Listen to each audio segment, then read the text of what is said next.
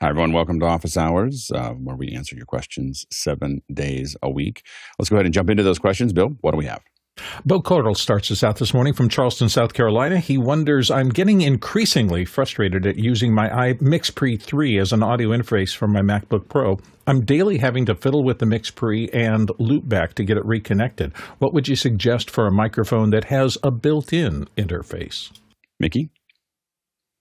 Yeah, I'm still a big fan of the Shure MV7 line. The MV7 Plus is a good example. It has both USB connectivity built in, as well as a standard XLR connection, which would allow you to, in situations wherein it's not just like a simple meeting setup, if you need to incorporate the mic into a larger setup with a mixer and all that, you still have that XLR connection there that allows you to connect to professional grade equipment.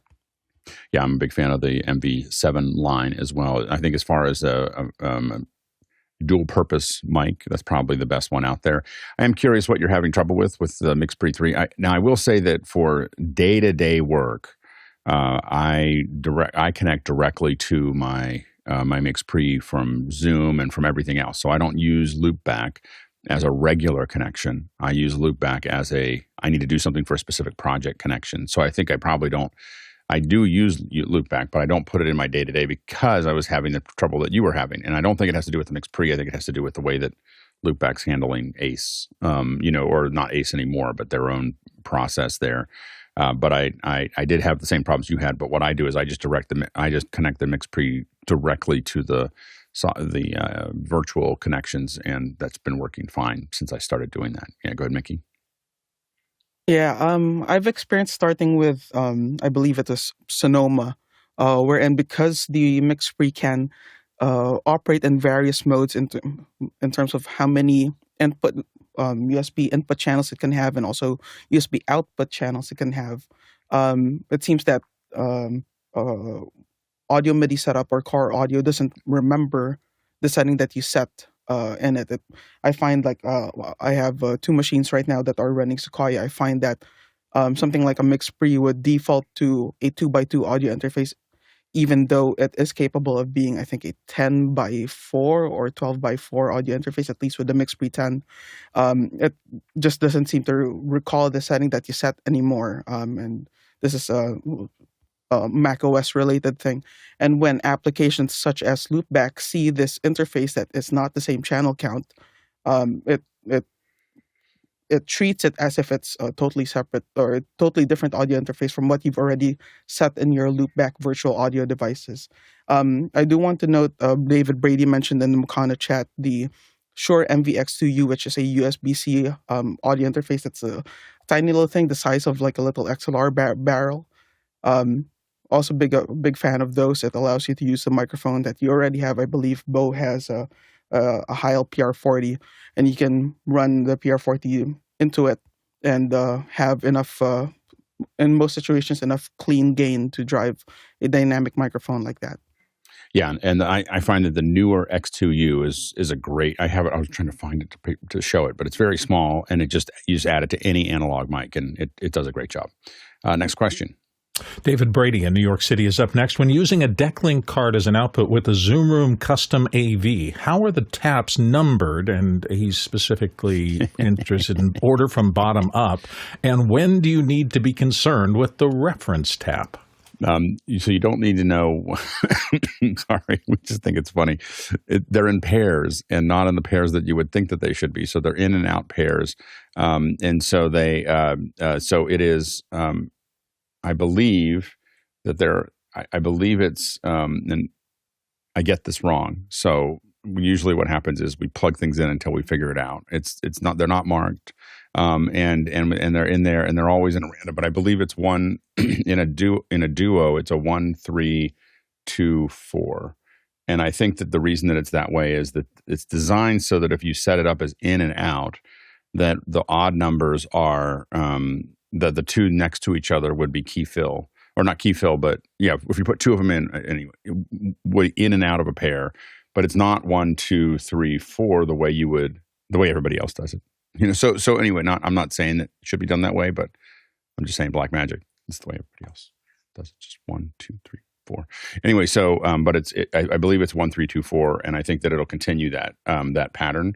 So it'll go 1 2 3 4, and then it's like I think it's after that it keeps on, and so, but I will tell you that what we do is I feel like every single time we get on it, we just start plugging things in and make sure we're only sending things to what we think is 4, or what we think is this, and we make sure that it's there. I think Kevin might know what it is, but I know it's 1 3 2 4 for the one, and then we always never can remember which side is the reference. Nothing's marked, so they're good boards, and they're inexpensive boards.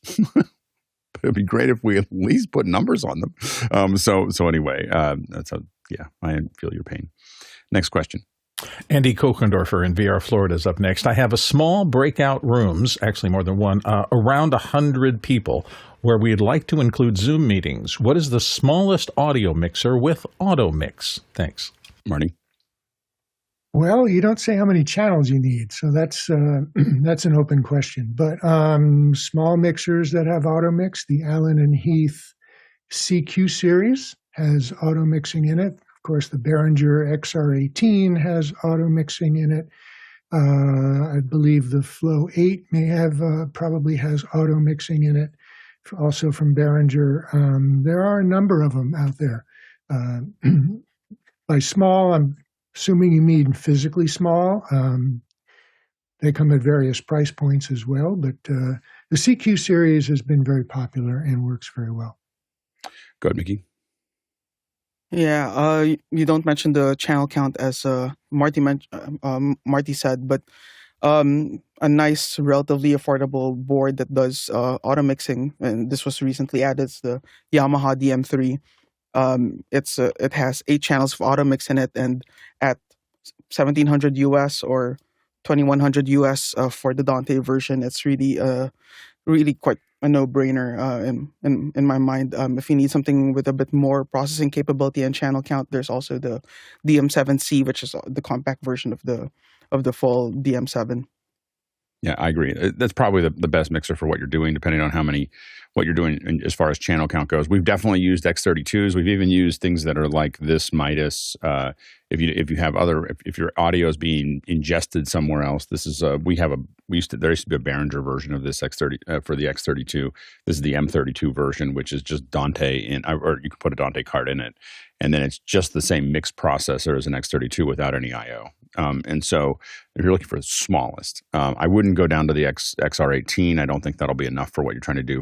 I would not put an XR18 into a show with 100 people. Like it's a cute little box. Like we use it as glue. Remember that the X32 and the M32 and all the variants, they only have 8 channels of auto mixing. That's right, and given what he's doing, I mean, it depends on what he's trying to produce there. I think that in 100, I don't know what I would do with 8 channels and 100 people. So it depends on how many people you have on stage and all the other things. What you're typically doing with the auto mix is that when someone's coming in over a remote location, you're using the Zoom input to push down the mics that are on stage, and you're using the mic inputs on stage to push down Zoom. And so that auto mix, when tuned well, does a pretty good job of keeping them from looping through each other. The other thing that's important is on the far end on Zoom, do not have, you can have them if you want to do echo cancellation, but we really push hard to give them in-ear headphones, something in-ear for them to talk to everyone so that we just don't have another loop on the other end that we have to manage. The echo cancellation these days has gotten so good, it'll just reduce the quality of what they sound like, but it will actually work. But we recommend that you don't do that and you give them an in-ear. That way you don't have to, it'll sound better, and you have a low chance of that part of the loop popping through. But to get the other part, to keep it from the audience, the speaker from hearing themselves, you want to use this auto mix to make that work. Next question. Rian Smith in Trinidad, West Indies says, here's a lovely video on how Michael Jackson's Super Bowl performance held the video director for 2 minutes or an eternity, as he said it was. Just wanted to share it. He's got a link there, but Dave Troutman and our Crack Backend crew notes it's an Instagram link, so you need an Instagram account to view it. And I couldn't even with an Instagram account, I can't, hold on. Let me see here. Let's see if I can, I don't know if we can. Yeah, giving us deep links into Instagram is harder harder for us. I have an Instagram here. So this is what he was talking about here.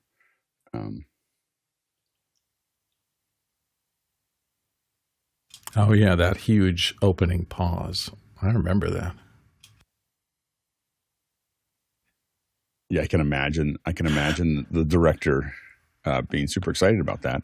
Although I don't understand, like nowadays, this is back in the old days when it was kind of the Wild West of halftime shows. But nowadays, as you probably have noticed from the ones that have happened in the last 10 years, it's pretty rehearsed. It's like there's not. I don't think that there's quite the same level of the possibility of someone doing anything. They had a couple unknown things this last time. I think somebody had a flag and a couple other things, but it's pretty hard to get through the rehearsal process at this point. So I don't think there'd be the same surprises. Go ahead, Chris. Oh, I was just going to point out, I mean, I don't know if anyone's been in a room of only 500 people where something is not happening for 2 minutes. Seconds feel like years. Like it's just in a small group. Something like this is going to be like, And if you're running the show and you don't know that this is like, that's the surprising part is why does a director not know that he's going to do a 2-minute pause? But I bet because he wanted to keep everybody on their toes. Yeah, I'm sure. I bet it was to have complete captivation of everyone that was there. It's what I would guess. And it probably was something like he said, "Go on my cue." Like a go on this. Like he probably rehearsed everything with it. He gives a cue right as he starts. Like he waits 10 seconds and then he just decided to wait. And obviously we can't interview him. I wonder whether he was doing it to wait for the audience to be quiet. Like it wasn't exactly 2 minutes. It was like he was just sitting there, and I'm just going to stand here until you stop talking and drinking beer, and you pay attention to me, and then we're gonna start. Also, I'm totally in charge. Yeah, totally. Go ahead, Jeffrey. Yeah, it could have definitely been an Andy Kaufman type moment, but there is a reason why that's one of the top 10 Super Bowl performances out there. Go ahead, Bill. Yeah, it's Michael Jackson. He can hold attention by doing nothing, which is unusual. I'll tell a very quick story, though, that one of the professional speakers I used to work with told, and it was about doctors. Huge auditorium full of high-end doctors, big in a Hawaii conference. The speaker came out and took the podium and then went and walked off stage and stood in the stage with his arms folded, and like 5 minutes go by and he's still standing off stage, and 10 minutes go by and 20 minutes go by and he's still off stage, and doctors had left and things like that. Then he walks out and he looks at the audience and said, "How did that make you feel?" And his point was leaving people in waiting rooms for hours while the doctor isn't ready for you yet. And when you think about it, it's a gutsy call, but that idea of can you make people uncomfortable for a purpose is still pretty strong, I think. I might have told this story before. I don't know. I'm always worried that I've told stories again. We've been on the show for so long, but I had to talk about After Effects at 8:30 in the morning at this conference with 1,500 people, and I was like, the second day. So everyone's been out drinking and partying and everything else, and the second day they're going to fill this room, and I got to hold their attention for 90 minutes. And I was like trying to figure it out. Now, the week before, I had been in a fender bender. And it had shattered. I was in the passenger seat with my laptop open, and the airbag had shattered the screen on my laptop. I have a titanium Mac, and so I'd already bought a new one, and so I had this stunt laptop that was with me, and so I walked out. I ran up the stairs at 8:30 in the morning, and just did a fake trip on the top stair. And just let loose that laptop, and that laptop just went. It was 15 feet in the air, and just hits the ground and rolls over, and you just hear 1,500 people just go, "Oh," like everyone just like, "Oh no, what just happened there?" And I pulled out another laptop that looks exactly like it, and I was like, "And this is why we have backups." It just started the show. I never told anyone what the backstory was. So anyway, that's the back. If you were there, that was the backstory to the. To that event. Anyway, go ahead, Chris.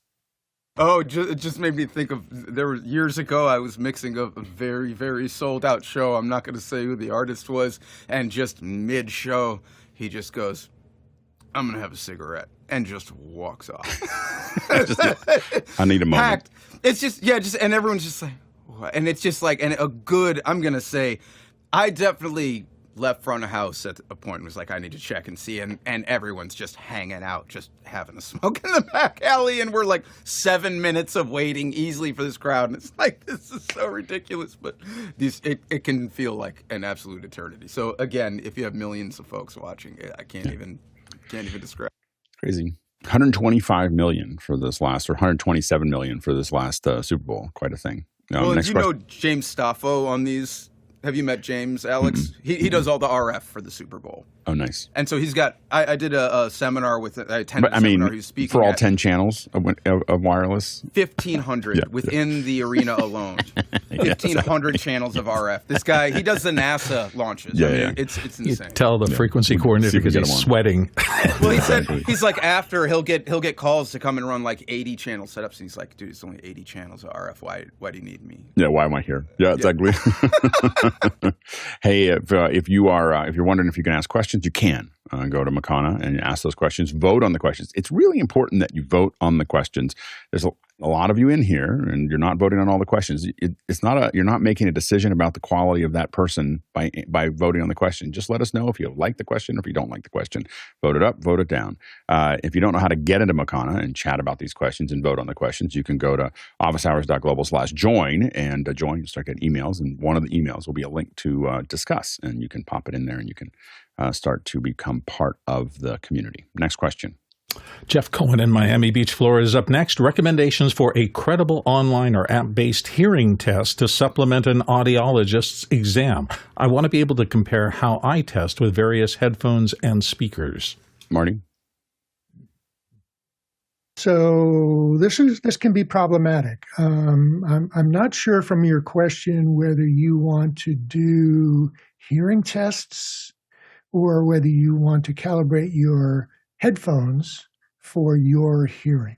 Now, the latter, the last one is very possible, and I would look at SonarWorks. They have a variety of different apps and that can calibrate specific models of headphones that they have tested, also in-ear monitors, that they have tested. They know what the frequency responses are, and using their app, you can test your hearing and that will calibrate that device, that headphone or earphone, for what you're hearing. To do testing of your own ears to supplement an audiologist test, that requires very specific equipment with known frequency responses, and that's kind of hard to find. That's very specialized. Go ahead, Chris. All right, so I'm going to go out on a limb and say that this is not a real thing. So a couple things to just bear in mind about this, as I am like the naysayer always. One, remember that when you're getting your hearing tested, they're not even checking the full spectrum. They're checking 800 to 8K. They're just checking the audible range of communication of voices. Can you understand what I'm saying? That's what they're doing. Secondly, they're using very, very specialized equipment in specialized booths and specialized headsets to do these tests, which I guarantee you cost enough to kill your project dead in its tracks. I would say that this is, I mean, like the whole thing of I've had many hearing tests in my life, and it's the whole thing is you're creating a baseline from a medical standpoint. Okay, these things all have to be within this very, very set standard in these medical facilities. So already you probably can't even get access to what they're doing. So I don't really know what you're trying to do with this, but every speaker and every headphones sound, they all sound drastically different. That's why there are so many choices and options. That doesn't exist in the same way in a medical field, because what they're doing is so incredibly specific. They cannot allow for like variance. And I'm sure there's multiple different companies that make these for your hearing tests, but these are probably in such a specific guideline of what those things are calibrated for that you're not going to ever find that in any kind of other headphone, or because that's not what it is. It's a tool for something else that you probably don't have access to. So go, Jason.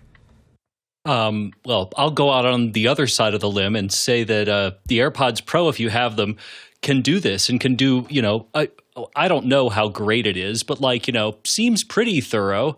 I had a massive head cold. Usually my hearing is perfect. And as you can see, my, -2 and -4, and it goes from, 8K to looks like 250 hertz.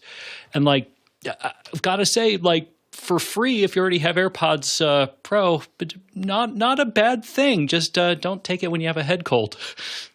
Go ahead, Jeffrey. So I use a program or album called The Ultimate Headphones Test. It was created by MyNoise back in 2018. It's great for it gives you basically different tracks with frequency tests, with low end, with stereo tests, or if the headphones are in stereo mode or in was it binding mode? I think that's the opposite, where it's paired and not paired. The whole idea is that you can run through that gamut of tests and check it from there. You can run it on speakers. You can run it on headphones if that's what you're really looking for. If you're running on speakers, I'd definitely get an RTA mic and put that there to kind of see if that's matching what you're looking for. Headphones are tougher. That's why they have those binaural heads that they sell, where you can test out sounds by putting RTA in the back of there. Next question. Jeff Francis in Columbia, South Carolina, and on our panel this morning. Rejoice! Optogate has recreated the Sabine proximity sensor mic switch. Has anyone tried one? And he's got a link to it. Go, Jeff. So back, I think they killed this product maybe in the late 90s, early 2000s. It's an infrared switch that goes on the XLR on the end of your mic. And it's a proximity sensor. So when you walk up to the mic, it unmutes the mic. And when you walk away from the mic, it mutes the mic. And so I went looking just to see what the name of that product was. And I found Optogate Solutions has recreated this little infrared. It's phantom powered. They have different models, one that drops like 42 dB and another that just drops 16 dB. They've got some that mount not on the XLR. I'm just wondering if anybody's tried these. They're great for background vocals, for musical directors who are going to just want to talk into the in-ears of the band. I was looking for one for a liturgical church that was basically a unmanned audio setup, and the pastors can turn their wireless mics on and off, but when they go to do the lay reading, there's a lectern with a gooseneck mic, and I was looking for one of these that basically the one time during the service when a lay reader steps up to read, the mic turns on automatically when they walk close to it. And there's a little pot on the side of it that allows you to set it from, I think, 2 inches to 4 feet of proximity. So just a really cool idea, but I don't know if anybody's tried the new version here in 2025. It feels like the next version of this will be LiDAR. Like the little flash LiDAR that we use on our phone, and it would just go, "Oh, I see a." You could set it so that it would see a face, and it would go, "Well, that's not Susie, so that mic is not going to turn on." It can identify who you are. It looks cool. It looks cool, Marty. Can't hear you, Marty. Still can't hear you. Okay, sorry about that. Mm-hmm. So I did get a chance to try the Sabine version many years ago at a church, and it worked about 75% of the time. Was never quite clear as to what it was sensing, whether it was sensing an object in front of the sensor or whether it was sensing body heat. When you're working with ministers, they're wearing robes, and so body heat is reduced and harder to detect. Plus, it was not on the microphone, but it was in front of the podium, so more at chest level. And it didn't really work very well. Now, about a year ago, I was at a concert at a small venue and noticed this module on the back of the vocal microphones. And I asked the sound guy about it, and he said, "Oh, those are Optogates." And he loved them, and they worked very well from what I could tell. So the technology may have worked on the technology between now and then. And I'm still not quite clear. It doesn't say in the information whether it's sensing an object or whether it's sensing heat. But there is a pot a dial that does adjust for the distance range, so you can get adjusted for standing really close in front of the microphone or whether you want to be able to sense a little bit farther away. Next question. Next one comes to us from Zach Stallsmith in Chautauqua, New York. I have to utilize my X32 rack as a stage box for my X32 console. Is there any routing trick to this particular setup, or can I use it on A or B like any S16 stage box? Thanks. Good morning. Can't hear you, Marty. Yeah, why not? There we go. You do have to do the routing in the rack to take all the inputs and direct them out of the A or B AES-50 port, and then bring them into the X32 console that way. When you get the routing done, it works very well. But a lot of people get tripped up on that routing and have problems with it. Go ahead, Mickey.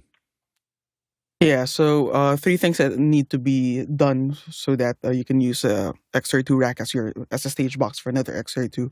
One is what Marty mentioned, which is the routing, and you would want to on the X32 rack side of things, send your local inputs out to the AES-50A or AES-50B connection that you're feeding your main mixing console, and then if you are using the outputs of the X32 rack as well, you'd want to route the XLR or the AES-50A or AES-50B sources going out to the XLR. So that's the first thing. Second thing you'd want to do is to match your synchronization, because this will be a digital connection.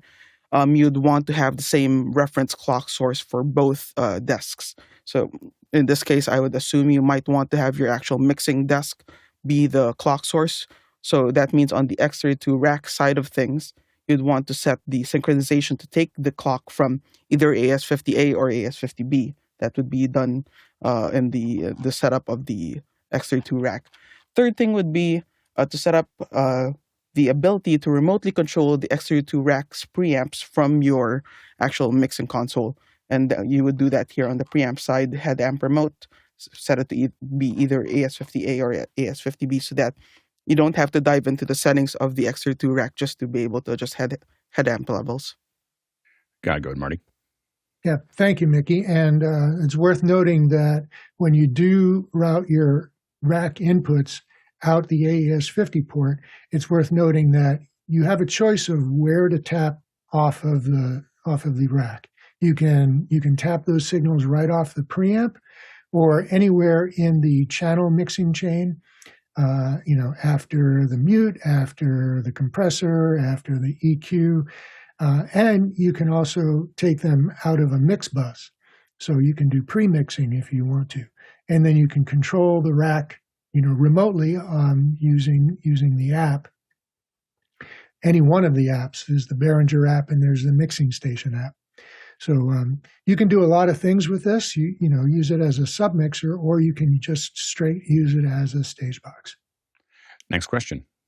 Next one comes to us from Robert Soji in Los Angeles. Mickey, after earlier you recommended the Sony UWP-D wireless kit. Could you please compare the Sony to the Sennheiser EW-DP and the Diety Theos? What's your preference? Go ahead, Mickey.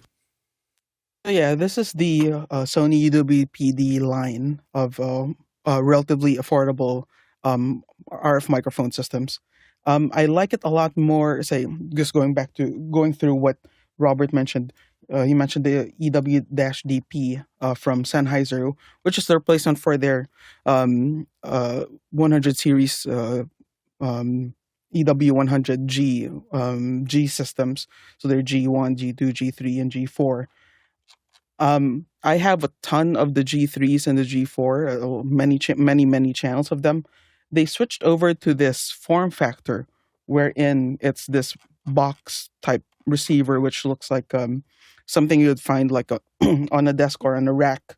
And in terms of using it in an ENG or EFP type of shoot, it really doesn't lend itself well to the form factor. Doesn't really lend itself well to being in either a dense cart or a bag. It does not have user replaceable antennas. So if you want to put in a professional antenna system, you'd have to modify it, add SMA connectors in it. And even simply adjusting settings on the body pack itself requires an application on a mobile device, which I'm definitely not a fan of. I want to be able to use equipment standalone by itself without a phone, without tablet. I'm not a big fan of this change in form factor by Sennheiser, so I'm definitely not going to invest any more into their system, aside from perhaps their IEM systems, which I also have a lot of channels of. In terms of the Diety Theos, Diety has been putting out a lot of interesting products over the years, relatively better performing RF gear compared to others in its price range. I'm not a fan of, and I do have, I think I have 4 channels of the Theos, which I got early last year. I do not like how much bandwidth each channel of RF mic uses. I believe each channel requires like 700 kilohertz of spacing, which is a lot, especially if you're working in a dense RF environment or if you're working in production with a lot of RF channels. 700 kilohertz of spacing I can do so much more with that than just like individual microphone channels.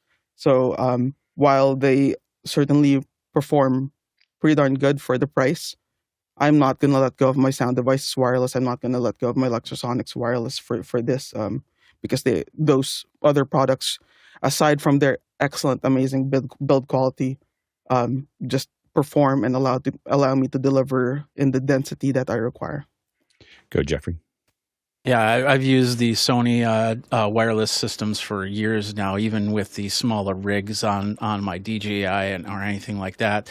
And I think this year I only had one video where all of a sudden I got an overlap from somebody else, which it's never happened to me before, which is well. The one thing I do like about it is if you've got a Sony camera, you can get a really nice shoe that will attach directly into the camera, so no cable connection is needed in there. And the only downfall to that is with they use the 3.5 millimeter lavalier plugs, which they're locking plugs, but sometimes you have to kind of pull it out, push it in type thing to get it to work. I'd rather have these mini XLRs, but they don't offer that option. Good, Mickey. Yeah, I just want to add as well with the Diety Theos, and again, this is coming from someone who owns a couple of channels of them. You could hear a lot of digital artifacts on their transmission, especially in quieter situations, lower SPL level situations. I can hear a bit of digital artifacting in their transmission. And just going back to the UWP-D, why I would recommend the UWP-D over the other systems is, first off, it sounds great. Even compared to like the Sennheiser G3, G4s back then, they sound fidelity wise so much better. The preamps are so much cleaner compared again to those to the other systems in the same price range. And going back to how much bandwidth they use in terms of your channel spacing, you can get the UWP-Ds to fit in as small a space as 10 kilohertz, as opposed to 700 kilohertz that the Diety uses. So you can see, like, even there, like if you put it in high density mode, you're saving a lot of RF bandwidth space for other things that take up RF. And Jack Cannon says that he says, I have the Diety Theos in my sound bag, and I've really enjoyed them with my TC1s. I will say that I've had signal cut out twice from my last recording session, but apart from those cutouts, I've enjoyed using the ecosystem. And I think it also depends on whether you're going live or whether you're doing it in post. I will say that I've kind of leaned towards wireless systems that have some version of some sort of local recording if I'm doing post work. If I know that I'm going to do an interview and someone's going to be doing walk and talk, especially outside or down a street or something like that, I want them to record locally.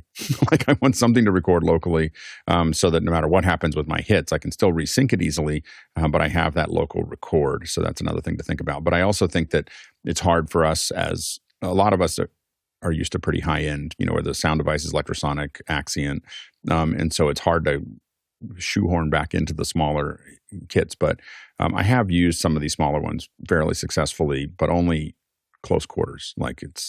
I always think that if I'm going below the electrosonic and sound devices stuff, I'm giving myself 15 feet. 15 feet and nothing in between is kind of where I think that is these mics are usable. Next question. Oh, go ahead, Mickey. Go ahead before we go to the next question. Sorry, yeah, I just wanted to add, with RF, a lot of it in terms of, say, effective range is based on the signal to noise ratio of the environment you're using it at. Yeah. I've used these. I've used the Sennheiser G3s in very, very clean RF environments, like in the Himalayas, and I've gotten 2 or 3 kilometers out of the Sennheiser G3 body packs. So it really, what makes a higher end system really stand out in terms of your effective range is its a filtering system. It's tracking, hopefully tracking front end filter system at the receiver side, and also how much processing it can do in terms of your diversity. Hopefully, you have diversity reception, and how well that tracking between the different either antenna diversity or radio diversity or ratio diversity it's doing. I have these little Bitriums. I think these cost me $40 or something like that I use for my headphones. They're a mic receiver, but I reverse the direction, and I can put them in my headphones and walk around while I'm in a show. But I would never use them as a mic because I can hear how often it doesn't work.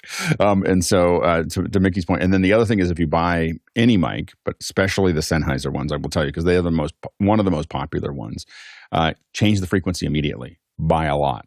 Don't just leave it at 585. It's a lot of times it shows up at NAB the first day. It's always there's a whole bunch of Sennheisers all talking on top of each other.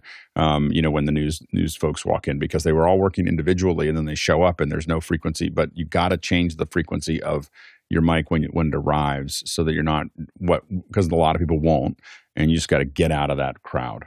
Next question. Marty at Theos in Maryland, and here on the panel, a client is using VMix for YouTube with a dedicated audio mixer with Dante. I pushed the VMix audio input to +6 dB, and I'm pushing the mixer level. The audio level coming out of YouTube is several dB lower than their standard -14 LUFS. What's missing? Go ahead, Mickey. Yeah. First off, -14 LUFS is loud. It is very loud. You're starting to compete with commercially mastered music there. So I personally, if you are mixing on an actual mixing desk and then embedding into the broadcast through the computer running VMix, I would gain stage it so that tone at -20 dBFS out of your console lines up to -20 dBFS at VMix, so that everything's in line there. That usually means you'll have the input at 0 at Unity instead of adding +6 dB, and then managing your dynamic range earlier in your mix, and slowly, when I have to put out mixes that go out on consumer web platforms such as YouTube, I have a lot of multiple stages of dynamic range compression that slowly squeeze it down and make it louder, and squeeze it down, make it louder, to hit whatever target loudness we're meant to hit, instead of just adding +6 dB here or however many dB there. I purposefully manage it and bring it up slowly as it goes through the mixing chain. Go, Jeffrey. When talking about the VMix side of things, make sure that the VMix doesn't have changing any settings that you can add to gain, but you can also add an EQ, you can also add a compressor, you can also add plugins like noise reduction or anything like that. So make sure that all of that is turned off, so you can get the straight sound from the mixer into VMix into YouTube, and hopefully that might be one of the problems there. Go, Marty.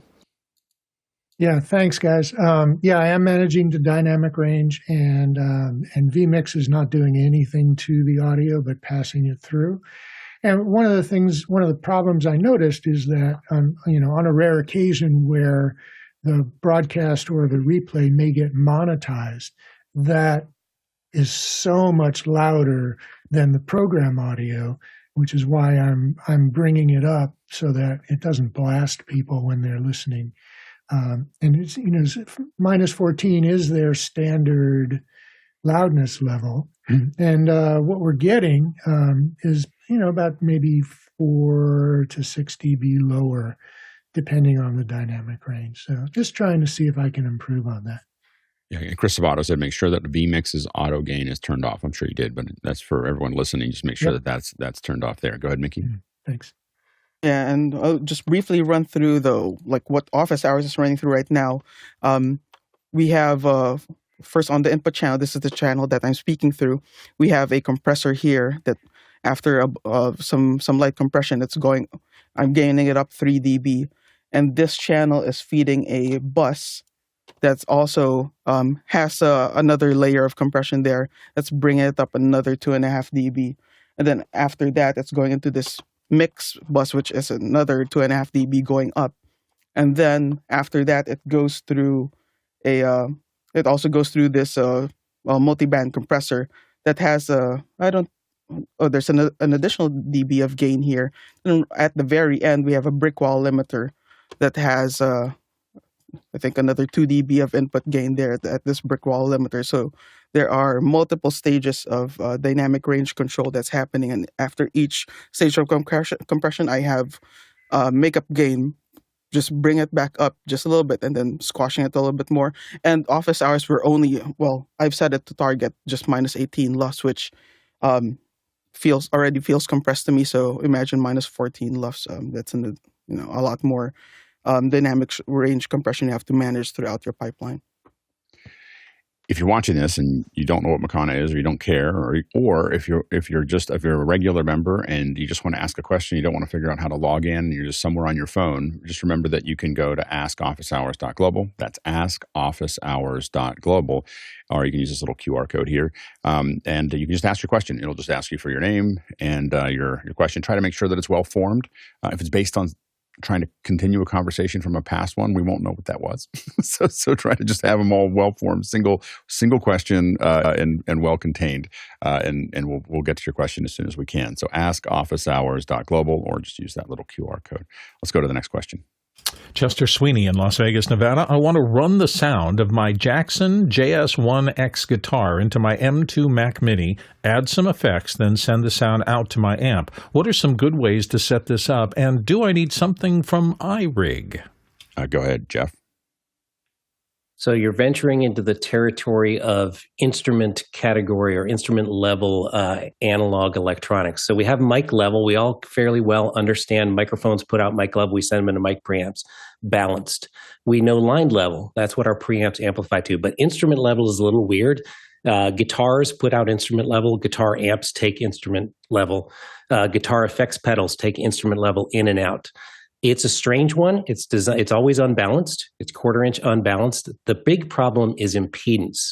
So a passive guitar is a very poorly behaved impedance source. By that, I mean that at low frequencies of the guitar, it's one impedance. At high frequencies of the guitar, it's a different impedance. So you need a high Z, a very high input, and that's what guitar amps have.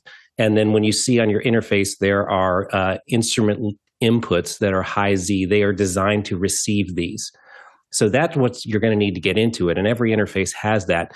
Getting out is a difficult thing because no interface, or very few interfaces, have an instrument level output that's designed to feed into an amplifier. Now, you mentioned iRig, and iRig does have a fairly inexpensive little device. And you notice down here, it's got an instrument level input on the bottom, and that has, I looked up the specs on that. It's about 380 kiloohms, which is decent, but not fabulous. You want, like, a good direct box is going to have 2 million ohms, as opposed to this one that's got a third of that. But this does have up here, and they advertise it as new, a quarter-inch amplifier output. So that's an instrument output. So this device, which is fairly inexpensive and is probably what you're looking at is perfectly acceptable.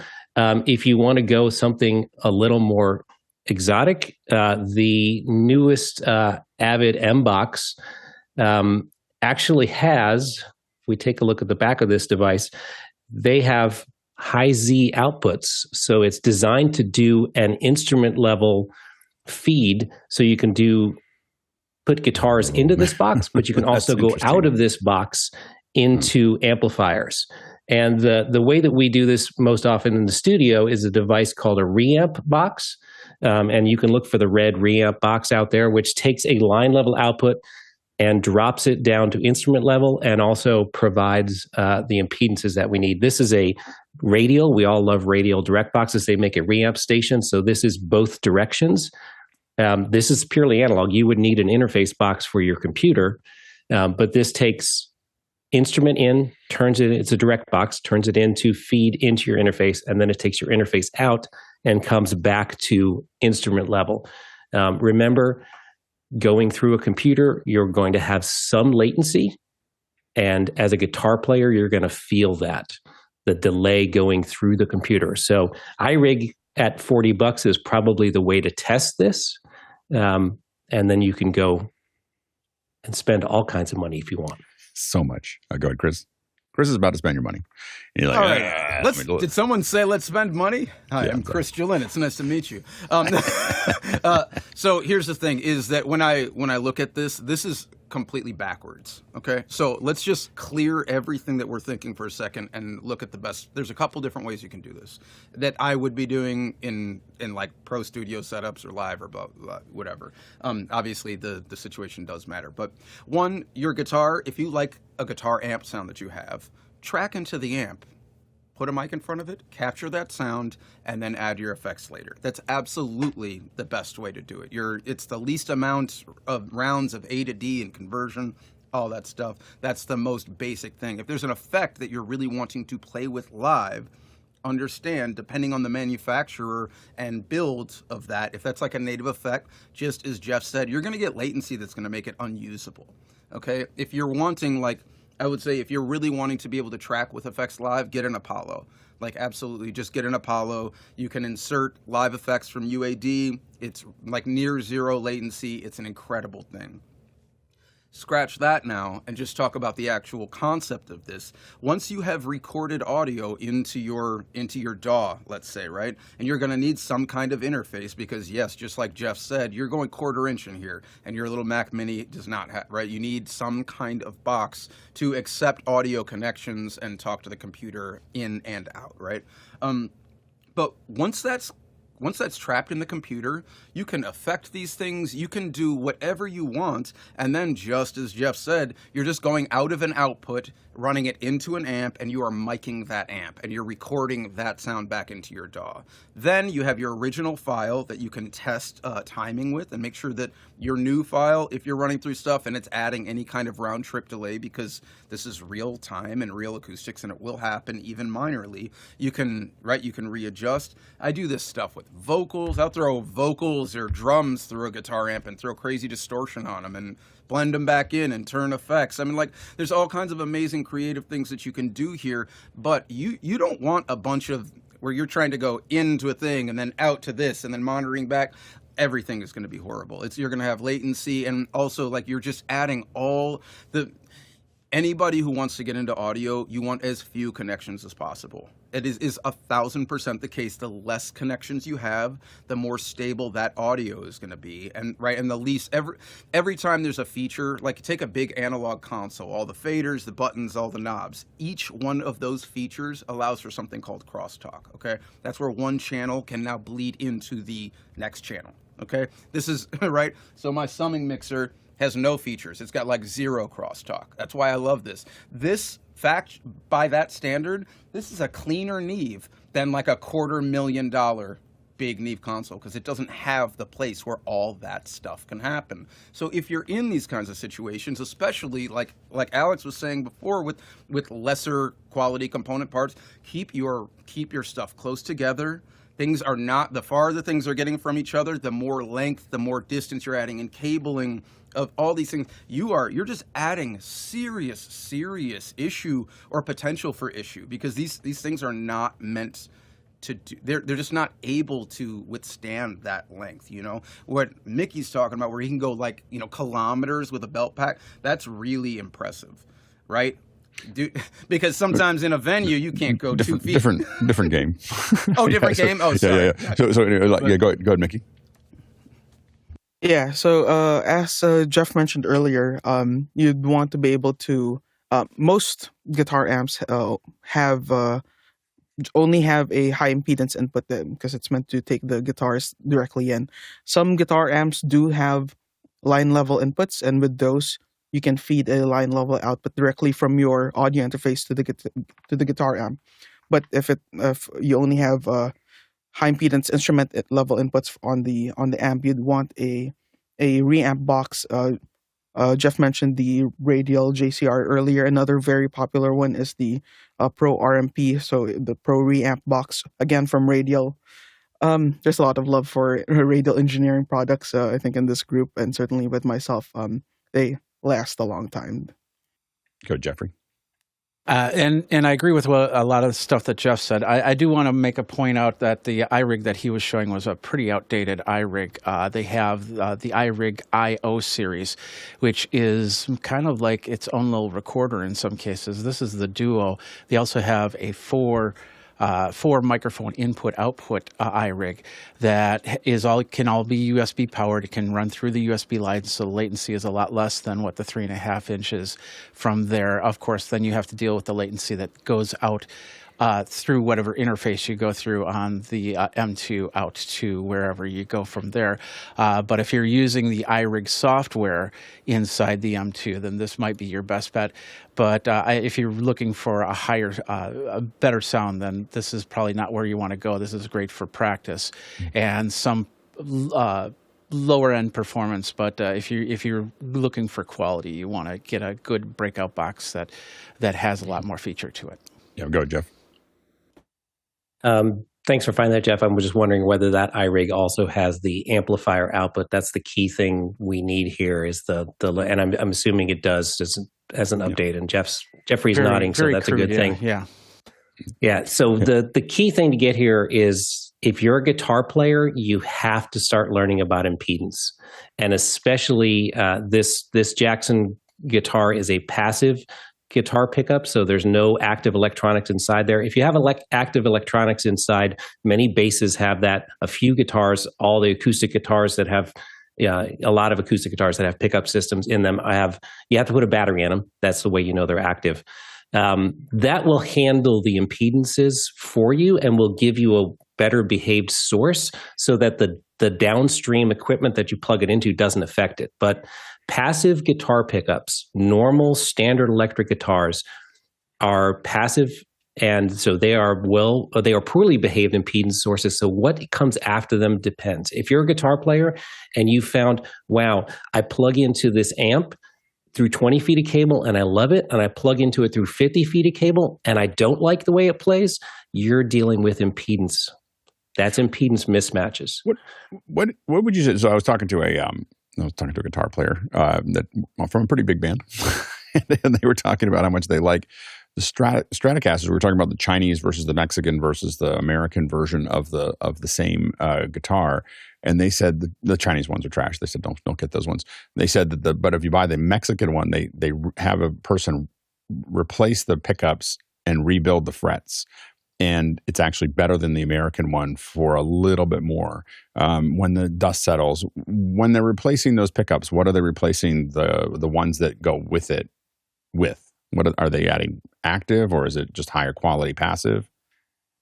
Usually higher quality passive. Right. And they do make, so generally we have single coil, which means, so a pickup is simply a magnet with some wire wrapped around it. Yep. When you look at it, it looks like uninsulated wire, but it's just insulated and clear. So it's just a long string of wire wrapped around it, and the vibrating string makes electricity because it's vibrating in a magnetic field. But that will also pick up magnetic fields from everything else. So if you happen to wander by a transformer, so there's something doing power in your house and you wander by that, you will pick up that hum. And that's why single coil guitar pickups pick up so much hum. And you can literally turn 90 degrees in your chair and you can tune how loud the hum is. And so there are humbucking pickups, which either stack two pickups next to each other or on top of each other to cancel that, because they're wound in opposite directions. So that may be one thing that they're putting in there. But basically the thing is that the guitar, does normal audible frequencies, and it may be 10,000 ohm output impedance down at the low 100 hertz range of the guitar.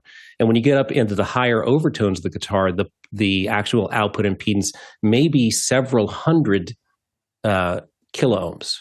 Right. So the problem is, if you want it all to react the same, the destination device must be many times greater than the largest impedance. So we're looking for guitar amps to have 2 million ohm input impedance. Right. Our normal mic preamps are going to have 2,000. We're looking for guitar amps and DIs to have 2 million or 10 million. A Countryman Type 85 DI, that's a 10 mega ohm input impedance. That's why everybody loves the Countryman. Right. Go ahead, Mickey.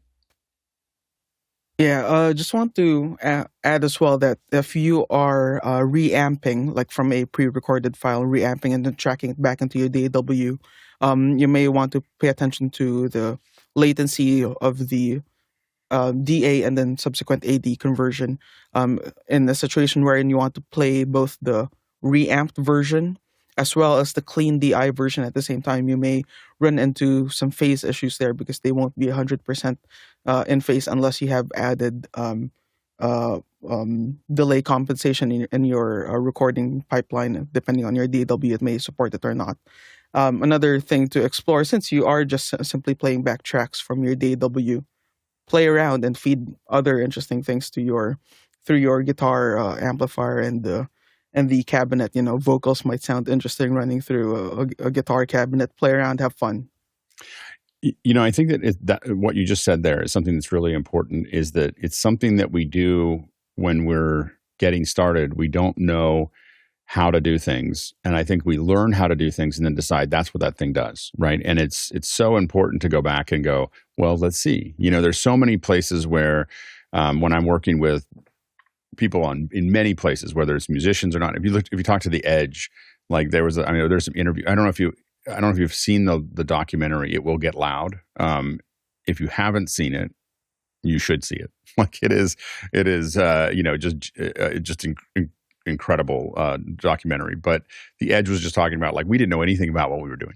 I was trying to find a sound and just banging on things and tying this into that and this into that, and I think that this not knowing what you're doing is so powerful. And I think that that's when you see a startup do something, you're like, well, anybody could have done that, but these guys did it because they stopped knowing what it was, knowing how it should work, and being willing to experiment with how it could work or what it might work, how it might work.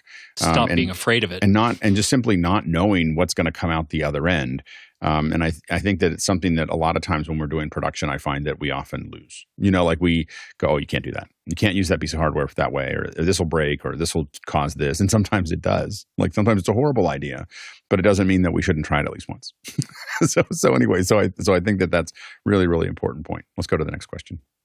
Next one comes from Andy Kokendorfer in Vieira, Florida. Someone on Office Hours mentioned Zoom Companion Audio. What is this feature and how does it work? Zoom Companion Audio.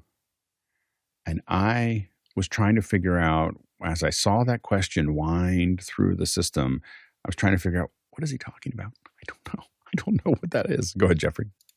The only thing I can think about is if you're on a PC, you have the ability to do different types of audio things. And if you have the Stream Deck Plus and you have the dials, Companion also works with that. So you have the ability to do any type of volume up, volume down.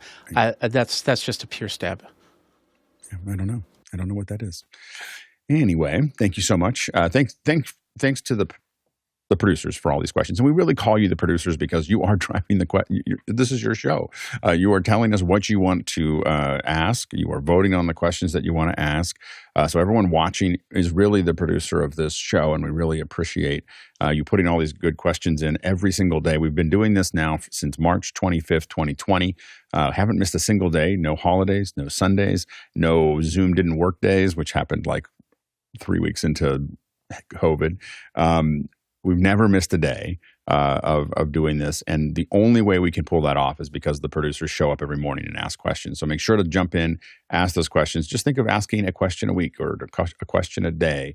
You don't have to ask a lot, but just ones that pop into your head. The best thing to do is to put them in your notes, write them down somewhere while you're working. You forget the question like 10 minutes after you thought of it. So just write it down somewhere and then bring it into the show. We really appreciate your contribution there. Thanks to the panelists. A great audio expert panel here on Wednesdays. We really appreciate you guys jumping in. You just know this is going to be a great place. I mean, we just had some really meaty answers to some great questions, and we just really appreciate the contribution that everyone makes to the show. The panelists really, they're volunteering their time to be here and answer your questions, and we really appreciate their contribution. And thanks to the incredible crew on the back end that makes this work. It's not just the folks on the front end that you see here talking. We're not cutting anything. We're not even moving the questions around. There's people telling us what to do and where to go and how to do it. And there's engineering going on. Mickey showed you a little glance of there's somebody running that thing. So there's all this stuff happening to make this show happen every single day, and everyone's volunteering their time, and we really just appreciate everybody's contribution there. Today, if we had done this in person, we would have traveled 17,000 miles. That's 28,000 kilometers. And that is 136 million bananas for scale. All right, let's go ahead and jump into After Hours. And gain staging and impedance, those two things, you master that as a guitarist, like everyone that records you will love you for it. It's not completely mastered last night, but it was close. What? All right, thanks everybody. Great work. The guitar fuzz box was created by accident. Yeah, exactly. Inferior engineering. There's so many things that you just kind of go, like if you want to see someone, I don't know, on the show, but you can't do that? Watch me. Yeah, some people I work with that they have multiple Academy Awards in sound, and they can every day they're like, I wonder what that'll do. Like they've never, in 50 years they've never lost I wonder what we could do there. So it's pretty cool.